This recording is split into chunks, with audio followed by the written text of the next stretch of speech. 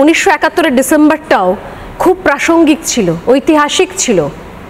আমরা বারবার মনে রেখেছি, মনে রাখার চেষ্টা করেছি। আর প্রতিবেশী দেশের একটা বড় অংশের মানুষ হয়তো বা তারা নিজেরা ভুলেছেন বা তাদেরকে জোর করে ভোলানোর চেষ্টা করানো হয়েছে যে এই এপিসোডের মধ্যে ভারতের কোনো ভূমিকা নেই। 1971-এর ডিসেম্বর, 1971-এর 4 ডিসেম্বর, 3রা ডিসেম্বর থেকে 16 ডিসেম্বর পর্যন্ত, বা বলা ভালো গোটা 71 সালটা, মার্চ থেকে এপ্রিল থেকে ডিসেম্বর পর্যন্ত, এর মধ্যে ভারতের কোনো ভূমিকা ছিল না। তার নিজস্ব উদ্দেশ্য ছিল। ইতিহাসের বিকৃতি হয়েছে, বিকৃতির বিকৃতি হয়েছে।